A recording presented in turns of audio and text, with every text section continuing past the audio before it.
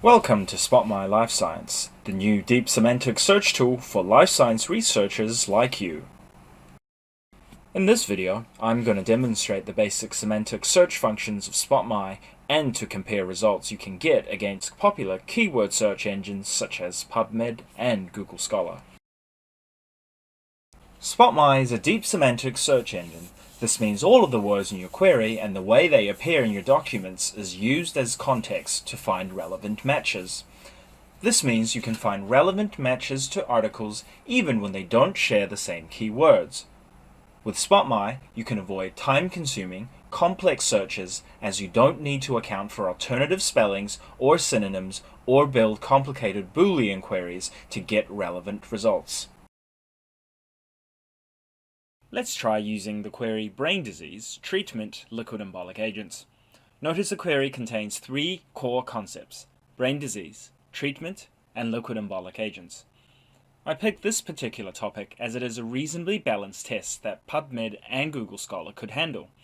The main thing that PubMed tries to make search easier is to use mesh terms to broaden your search words into whole categories of terms.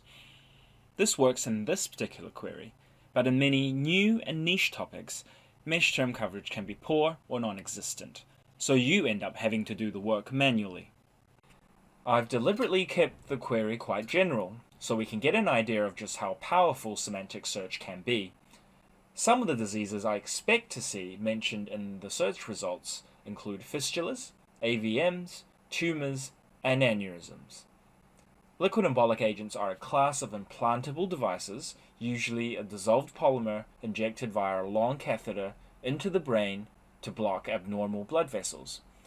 Common devices used include cyanoacrylate, onyx, and fill. Conducting the search on spot.my is very straightforward. Type in the query and hit search. As I scroll through the first page, I can see all the relevant results here. Names of popular products like fill and onyx appear very frequently. I can also see all of the diseases I listed earlier: fistulas, AVMs, and aneurysms. After scanning the first 100 or so items, I was pleasantly surprised by the high quality of the results. Unlike what you would expect from a Google search, results beyond the first 100 are still relevant. What you will notice is that many, if not the majority of the results, do not share the same keywords with my search query, but they're still really good matches to my interest. This, I think, is a good demonstration of what semantic search can do. spot.my has built-in search filters.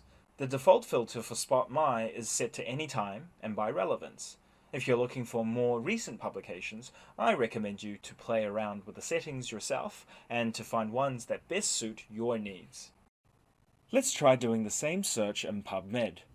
The details section on the right-hand side of the results page gives an indication of the mesh terms used in this particular query.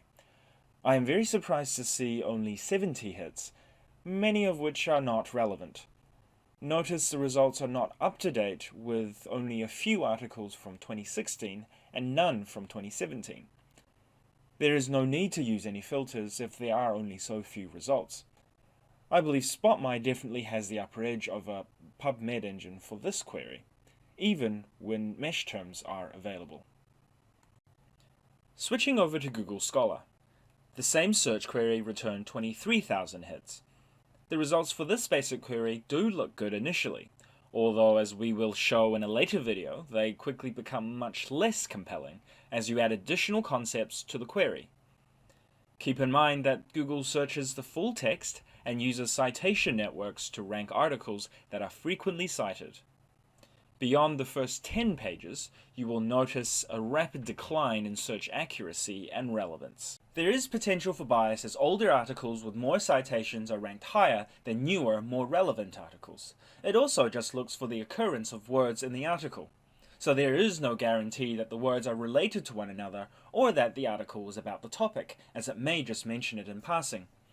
This means that you tend to get more hits, but many of them may be less relevant. If Google can't find enough articles with the keywords you've selected, it may give you results for a whole different keyword instead.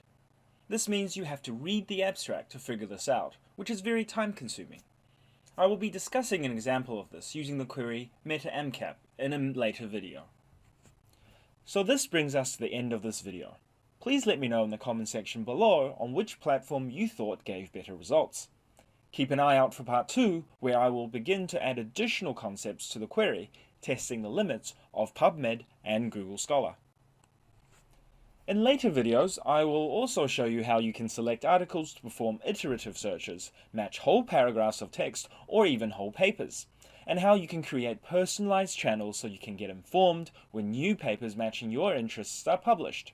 You can try out spot.my for your own research by going to lifescience.spot.my. If you found this video helpful, please like, share, and subscribe.